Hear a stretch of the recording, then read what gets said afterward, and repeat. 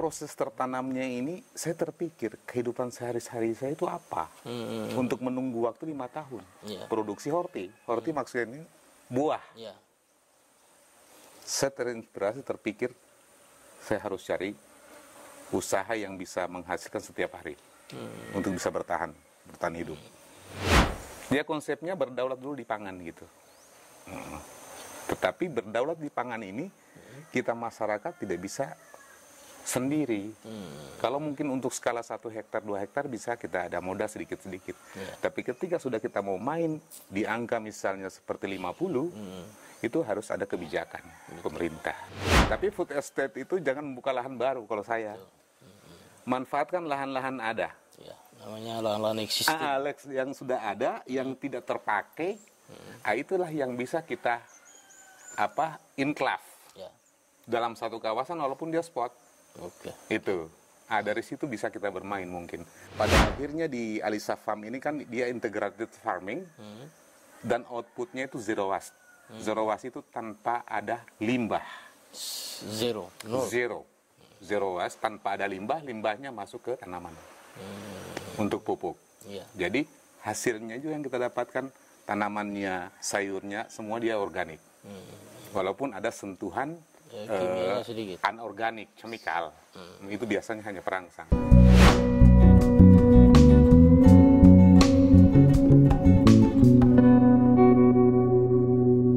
Perjalanan kita hari ini, kita sudah berada di salah satu desa di Kabupaten Konawe Selatan. Ini desa Alebo, ya, desa Alebo, Kecamatan Konda, Kabupaten Konawe Selatan. Kebetulan kita sudah bersama Bang Ulun. Ini sebetulnya owner atau orang yang sosok lah, yang banyak menginspirasi petani kita untuk berkreasi lebih. Terus yang kemudian memaksimalkan lahan untuk membangun sebuah, istilah saya itu ekosistem bisnis pertanian. Ini tentu kita akan menggali banyak inspirasi dari beliau hari ini. Kebetulan kita berada di istilah kawasan pertaniannya dan peternakan ayamnya beliau ini. Bang Ulun mohon izin, mungkin kita bisa maksudnya dikasih gambaran soal mungkin apa yang menginspirasi sehingga Alisa Farm ini bisa maksudnya dibangun khususnya di daerah Konawe Selatan ini. Iya. Sebenarnya pada awalnya ini tidak terpikirkan. Saya orang ekspor ya. Saya orang ekspor impor. Saya orang getah pinus ya. Saya ekspor dari usaha di Bau-Bau. Ngirim ke India. Ke China dengan ke mana? Ke Vietnam. Saya hanya main saja di sini. Main karena pas COVID saat itu kita susah untuk keran ekspor tertutup. Sehingga saya berpikir coba main di Kendari, lihat apa-apa yang bisa kita kembangkan. Saya lihat ada di sini karena saya di hotel selama 6 bulan itu banyak kan orang yang sakit masuk hotel apa kiri kan, takut saya. Kebetulan ada teman yang informasi bahwa ada yang jual lahan di daerah Alebo, Konda. Saya bilang coba cek dulu sudah ada tempatnya atau belum, sudah ada rumahnya atau belum. Saya biar tinggal di dalam hutan, tidak apa-apa. Oke, ada, deal 3 hektar 300 juta. Saya bilang oke, beli. Bangunlah saya. Mulanya itu bangunnya saya berpikir untuk pengembangan budidaya durian, rambutan, mangga, itu semua tertanam. Dalam proses tertanamnya ini, saya terpikir kehidupan sehari-hari saya itu apa? Untuk menunggu waktu 5 tahun. Produksi horti. Horti maksudnya ini buah. Saya terinspirasi, terpikir saya harus cari usaha yang bisa menghasilkan setiap hari. Untuk bisa bertahan hidup. Setelah menanam saya semua, menunggu, saya putuskan untuk ambil ayam kampung. Mengapa ayam kampung? Karena kalau ayam potong atau ayam meras, itu naga semua yang punya. Jadi kompetitor kita itu tinggi, kita bisa tergulung. Mengapa ayam kampung? Karena ketika ayam kampung kita one man show. Sendiri saya sekarang sendiri. Yang ayam kampung se-Sultra, kita sendiri yang terbesar. Dan barang sudah kirim ke Manado, sudah kirim ke Maluku. Hasil DOC di sini kan, maksudnya anak ayam. Gitu. Dari situlah kita nyambung hidup, sambil menunggu buah-buahan tumbuh yang ditanam tadi. Nah, terpikirlah saya problem. Saya ayam ini 70% daripada pemeliharaan ayam itu dia ngarah di pakan. Pakan tiap hari naik. Ketika terjadi perubahan musim saat itu El Nino ya. Kan saat itu kita drop. Itu harga bahan baku tinggi. Saya bilang gimana caranya? Oke sudah, supaya kita tidak terpengaruh dengan toko, saya bikin pabrik pakan. Yang seperti ini. Ini yang di belakang kita ini Ya, ya? pakan mini, mandiri. Bikin pabrik pakan sudah teratasi masalah pakan. Nah, sekarang sudah kita kembangkan di produksi DOC, apalagi namanya breeding. Dan tanaman-tanaman ini yang bisa kita kembangkan ini. Ini berarti luas lahan totalnya sekitaran 3 hektar. Lebih kurang 3 hektar. Lebih kurang 3 hektar. Selain bisa mungkin dikasih gambaran ke kita tadi soal selain DOC terus yang peternakan ayam, apa-apa saja nih yang sudah ditanam ini pada ada juga tadi katanya sayuran. Iya. Jadi kita tanam di sini sayuran, umbi-umbian. Nah, target penanaman itu sebenarnya untuk memenuhi kebutuhan pasar yang ada kebetulan dekat pasar Baruga di sini kan. Nah, kadang-kala juga masyarakat yang mau pakai tanah saya kasih sana, saya olahkan, saya belikan bahan-bahan, mereka jual sendiri tidak apa-apa. Yang penting tanah diolah, jangan ada rumput itu. Jangan ada rumput. Nah, jadi untuk produksi daging kita di sini, produksi DOC itu tambang banyak ambil. Jadi potensi-potensi tambang kita di Sultra ini sebenarnya tidak usah kita menambang lah. Kita kasih makan orang yang menambang. Itu sudah luar biasa. Itu yang benar itu. Kita tidak merusak, maksudnya tidak menggali. Kasih makan orang yang menggali gitu. Nah, dan saya rasa bisnis pangan sampai 2000 berapa itu akan eksis. Karena ketika corona itu luar biasa, kita tinggal di sini saja, pisang banyak, makan pisang, ubi banyak, makan ubi, telur banyak, kita makan telur. Jadi kasarnya itu bahwa kita berdaulat akan pangan. Betul. Dia konsepnya berdaulat dulu di pangan gitu. Tetapi berdaulat di pangan ini, kita masyarakat tidak bisa sendiri.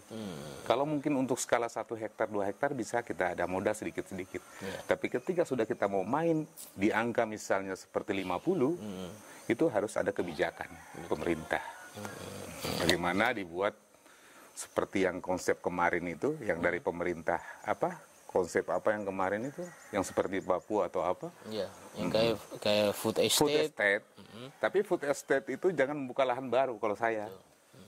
Manfaatkan lahan-lahan ada. Namanya lahan-lahan existing. Yang sudah ada, yang tidak terpakai, itulah yang bisa kita enclave dalam satu kawasan walaupun dia spot. Itu. Dari situ bisa kita bermain mungkin. Jadi pada akhirnya di Alisa Farm ini kan dia integrated farming dan outputnya itu zero waste. Zero waste itu tanpa ada limbah. Zero waste tanpa ada limbah, limbahnya masuk ke tanaman untuk pupuk. Jadi hasilnya juga yang kita dapatkan, tanamannya, sayurnya, semua dia organik. Walaupun ada sentuhan anorganik, chemical, itu biasanya hanya perangsang. Mungkin seperti itu dia punya gambaran-gambaran. Tentu kan di Alisa Farm ini kan sebetulnya selain apa yang digambarkan tadi itu, yang zero waste tadi itu, mungkin tentu kan kita punya harapan ini soal pengembangan kawasan ini menjadi lebih maju dan tentu memberi inspirasi lah, karena ini memang terbilang pertama ini yang kawasan pertanian yang terintegrasi seperti ini. Mungkin ke depan ini bayangannya Bang Ulun ini kayak apa nih? Maksudnya tentu kan kita tidak akan berhenti hanya sekedar di sini. Maksudnya entah itu orientasi pengembangannya seperti apa ke depan bisa dikasih gambaran ke kita, Bang. Biar maksudnya menginspirasi banyak orang juga. Oke. Jadi kalau ke depannya sebenarnya dia keluarannya ini banyak. Ke agrowisata. Eduwisata. Karena kita belum pernah lihat itu sekelas anak-anak SD atau anak-anak di bawah SD, PAUD. Adakah PAUD lingkungan? Tidak terpikirkah kita tentang PAUD lingkungan? Penguatan-penguatan tentang pengetahuan tentang sapi, kambing, durian, dan lain-lain. Terpikirkah kita? Hampir rata-rata PAUD dalam kota. Adakah PAUD lingkungan? Itu salah satu yang saya mimpi ke depan itu, agrowisata di dalamnya, dan di situ ada PAUD, mungkin sekolah, 1 biji, 2 biji sekolah. Karena masalahnya gini, saya ada anak sih namanya Alisa. Alisa ini besar di alam. Saya lagi menguji manusia. Manusia yang hidup di kota dan manusia yang hidup di lingkungan alam. Ketika saya suruh melukis, dia kan pintar melukis. Saya belum pernah lihat dia melukis laut. Inspirasinya selalu gunung, tanaman, jangkrik, anjing, kucing, ayam. Jadi ketika dia mulai tahu itu, tahu dunia itu, dia sudah hijau lihatnya. Saya pikirnya itu ke depan nanti manusia kita Indonesia. Baru pertama sudah HP. Betul. Iya kan? Itu bahaya sekali. Terganggu pikirannya. Kalau sudah ada dia punya basic, sudah ada dia punya apalagi nama saringan dalam tubuhnya. Walaupun itu nanti ada pengaruh, tapi saya rasa misalnya kalau orang silat itu ada tangkisnya lah. Ketika masuk serangan itu ada tangkisan. Kalau seperti Alisan sudah ada tangkisan, ada kan? Tameng lah, ada tameng. Dia tidak loss. Tidak ada filter dia. Karena kenapa? Di usia 7 sampai 11 tahun ini rawan. Rawan cepat itu maksudnya. Nah, jadi saya ingin sekali itu sebenarnya PAUD lingkungan. Bagaimana mereka tahu tentang jangkrik, mereka bagaimana tahu tentang apalagi namanya belalang, mereka bagaimana tahu tentang sapi. Itu. Jadi itu caranya agrowisata. Lari lagi ke sekolah atau sekolah alam itu ya. Semacam sekolah alam. Ya. Baik di tingkatan PAUD maupun SD. Tingkatan SD ya. Nah, kalau seperti di tempat-tempat saya pergi di luar negeri semua hampir rata-rata begitu. Jadi kita itu sekolahnya bukan teoritis. Gitu. Bukan. Langsung implementasi. Interaksi dengan alam. Di situ respon cepat ketimbang kita baca buku. Betul. Itu. Pada sisi yang lain ini Bang, tentu kan Abang ini sebagai istilah orang yang istilahnya bersentuhan langsung dengan alam, terus yang kemudian istilahnya menggali banyak inspirasi dari, maksudnya Abang juga tadi sempat bilang pernah lama di Jepang, terus yang kemudian banyak istilahnya bekerja di sektor ekspor. Tentu kan pengalaman Abang itu bisa ditularkan misalnya pada sisi gagasan soal pertanian. Tentu kan mungkin sebagai orang yang istilah praktisi pertanian, orang yang hari-hari maksudnya bergumul dengan lahan, dengan pupuk, dengan pakan, peternakan, tentu punya banyak wawasan soal yang bisa jadikan masukan khususnya kepada pemerintah dalam tata kelola sektor pertanian kita. Secara umum misalnya di Indonesia maupun secara khusus di Sulawesi Tenggara. Bagaimana Bang kalau saya bisa dibagi soal itu Bang? Ya gini, kalau menurut pikiran saya, yang kita takutkan itu sebenarnya gerakan-gerakan pemerintah. Gerakan misalnya gerakan menanam jagung, gerakan menanam kedelai. Kalau kita tidak berharap di situ, saya senangnya itu barang dibagi. Karena ketika misalnya gerakan menanam jagung, semua orang menanam jagung, harga pasti jatuh. Harga pasti jatuh. Karena kenapa? Produksi banyak. Tidak terpikirkah kita tentang kedelai, keladi? tidak terpikirkah kita tentang ubi jalar? Sementara barang-barang itu kalau kita buat dalam satu integrated, kita misalnya pelihara sapi, pelihara kambing, pelihara ayam, itu sebenarnya by produknya itu bisa untuk pakan. Bisa. Karena ketika kita semua diarahkan untuk menanam jagung, siapa yang tanam ubi? Betul. Ya kan? Karena kenapa? Ketika kita disuruh tanam jagung, jagung sudah pasti jatuh. Betul, pemerintah ada menampung. Tapi menampung harga berapa? Saya masih lebih tinggi pembelian saya dibanding Bulog. Kemarin 285 per kilo, saya berani ambil 3.500. Ini kan otomatis itu barang kan sudah tidak. Betul. Ini. Jadi masyarakat yang menanam itu jaminan pembeliannya. Itu pertama, jaminan pembelian. Yang kedua, pasca panennya. Betul. Kita suruh tanam ini tapi pasca panen seperti silo apa dan lain-lain pengering, misalnya jagung ya. Ya. Saya mesin pengering jagung. Mesin pengering jagung tidak ada. Tiba-tiba dikena hujan, kita panen di musim Maret atau April, hujan tinggi kena jamur kita. Hancur. Harga jatuh. Petani bagaimana? Jadi saya kalau misalnya di pemerintah, alangkah bagusnya itu betul ada gerakan, tetapi jangan dilupakan hal-hal yang lain supaya semua masyarakat itu bergerak. Bisa begitu mungkin. Ya, memang intinya pemerintah harus istilahnya berkontribusi positif terhadap misalnya istilahnya kalau istilah kita itu dulu namanya pemwilayahan komunitas ya. Jadi zonasi. Komoditasnya dibagi biar tidak menumpuk di salah satu produk pertanian sehingga mungkin harga juga bisa kita kendalikan ya. Karena itulah kalau kita di Buton ya. Di Buton itu Kesultanan Buton itu berdiri sejak 1331 ya. Dan dia eksis sampai sekitar 1950-an. Ya. Itu makanan dari mana? Hari ini orang menanam ke depannya itu masih bisa digunakan benih tahun lalu. Makanannya masih ada di sini, sudah menanam lagi. Berarti mereka betul-betul berdaulat akan pangan. Betul. Kita kan lucu ini, lucu kita. Untuk kita sekarang ini belum tanam berikutnya, makanan sudah habis. Tapi kalau orang tua kita itu masih digode-gode saja itu, disimpan. Masih di para-para itu, masih di KPO itu. Iya kan? Jadi saya pikirnya itu sebenarnya, kenapa kita tidak bisa berdaulat di pangan ini? Jadi berdaulat di pangan ini saya pikir kita berdasarkan kearifan lokal saja. Betul. Tidak usahlah bilang di sini tanam porang, karena nenek moyang kita tanam porang. Ya. Tidak bisa lah. Tidak bisa. Karena yang masuk kan ke Kesultanan Buton saat itu kan hanya ubi, ubi, jagung. Itu yang dikasih masuk.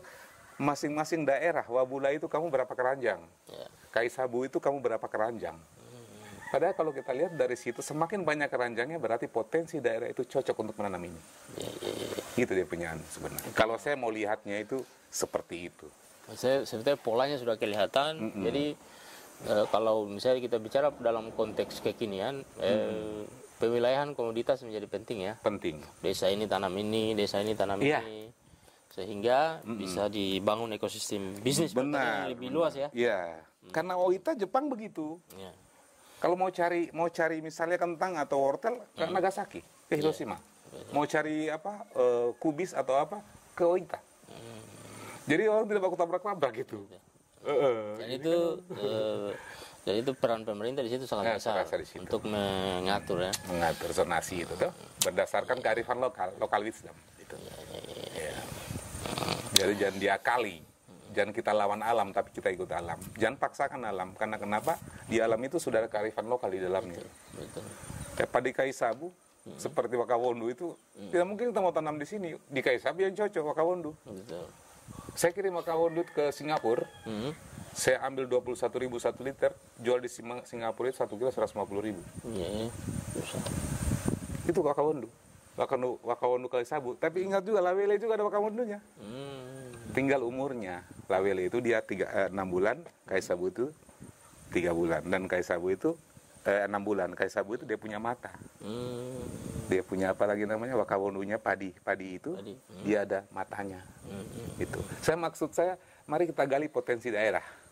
Tidak usah tertarik bahwa tanam ini, berhentilah. Sudah, lebih bagus apa yang pernah terjadi dulu di sini, seperti kita di Buton sana, wow ya. Apa yang dia bawa dari Buton kasih keluar di luar, dan apa yang dia bawa dari luar masuk ke Buton. Itu kan gampang deteksinya. Iya kan? Kalau dia bawa dari Buton ke keluar, sudah pasti gerabah. Kita pasti berpikir tentang lipu. Saya sudah banyak bicara tentang hal-hal itu, supaya kita memikir itu langsung tahu ini kan berdasarkan sejarah. Bagaimana sejarah itu kita tahu sejarah, bisa kita implementasikan untuk hidup masyarakat khususnya itu.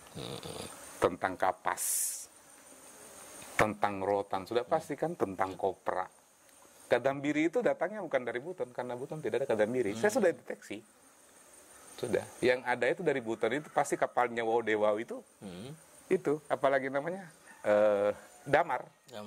Saya sudah cek potensi damar di sana. Ada daerah Wakokiri. Tidak terpikirkah kita di wilayah-wilayah gitu? Artinya supaya jangan dia acikoci, bahasa Jepang acikoci itu lari sini kemari. Putuskan begini. Saya mungkin begitu, Adindaku. Mungkin kalau sampai sejauh ini, maksudnya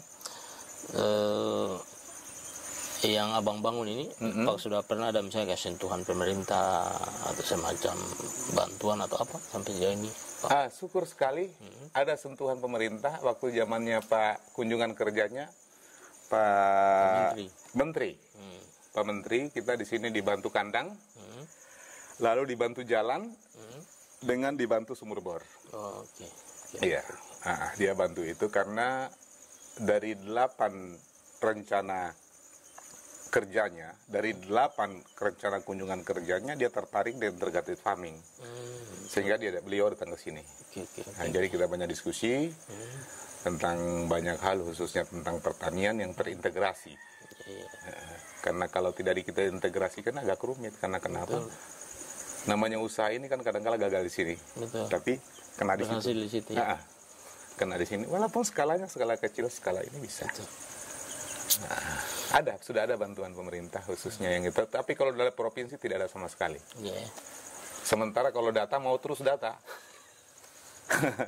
Saya bilang kalian ini. Iya, ini istilahnya diskusi yang sangat luar biasa, menginspirasi. Mungkin yang paling akhir ini, Bang, saya ingin tahu juga, mungkin tentu Abang selain bersentuhan dengan masyarakat desa sini, tentu kan kebutuhan masyarakat sini kan Abang hafal betul, hatam lah. Tentu Abang juga pasti punya harapan lah terhadap misalnya pemerintah, baik di pemerintah kabupaten, pemerintah provinsi maupun pemerintah pusat soal entah itu pengembangan alisa farm ini ataupun pengembangan ekosistem bisnis pertanian yang lain begitu, Bang. Mungkin Abang bisa kasih kita harapannya. Sekaligus mungkin yang terakhir juga mungkin bisa berbagi inspirasi lah, semacam kata-kata yang mungkin menginspirasi kita biar kita senantiasa semangat dan tidak berhenti untuk dan tidak ragu kalau ingin menjadi petani sebetulnya. Iya, kalau khususnya di kita di sini daerah Alebo sini, desa Alebo ini, sebenarnya sentuhan-sentuhan yang paling penting sebelum saya katakan tadi itu di pakan. Jadi kunci dari peternakan ini sebenarnya 70% pakan. Pakan itu kita di Konawe Selatan dan bersinggungan dengan Bombana itu banyak sumber bahan baku lokal untuk pakan.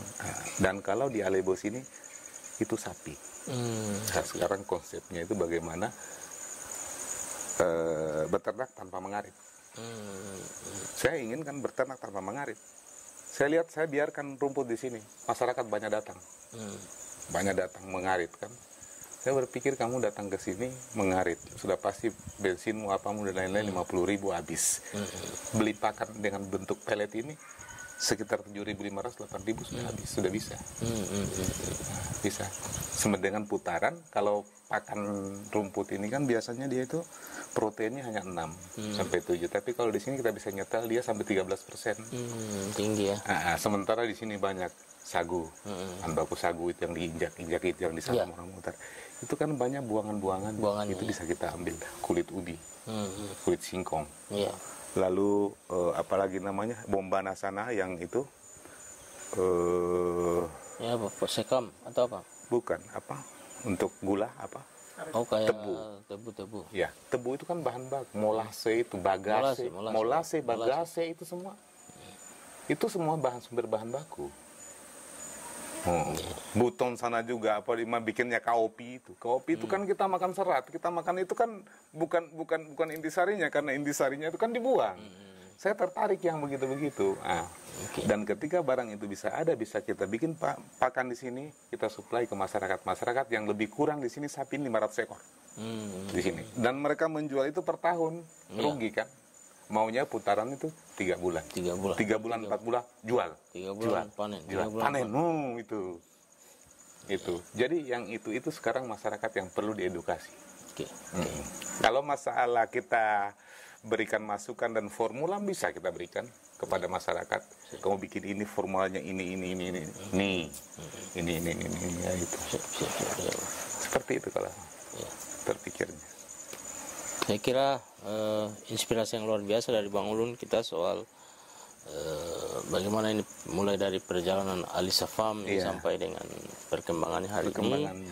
Tentu kita istilahnya menggugah semua pihak, baik pemerintah, mulai dari pemerintah pusat, pemerintah provinsi maupun pemerintah kabupaten untuk berpikir yang sama, terus yang kemudian pun tidak istilahnya menyampingkan potensi lokal kita pada sisi pangan lokal, karena target pemerintah swasembada pangan itu tentu kita yang paling utama sebetulnya selain swasembada adalah ketahanan pangan. Ketahanan selain ketersediaan, ketahanan itu yang paling. Karena ini menjadi faktor kita untuk mencapai yang disebut tadi kedaulatan pangan. Yang disampaikan oleh beliau. Jadi kita ketika sudah berdaulat pangan itu, yang kita takuti itu sebenarnya perang pangan. Betul. Kalau perang nuklir itu mati-mati, tapi kalau perang pangan, ketika pangan itu sudah jadi perang, udah selesai kita. Kalau perang pangan duduk-duduk saya tanam pisang, saya makan pisang tuh. Sumber proteinnya kita ada telur, ada. Ayo Pak. Oke, begitu ya.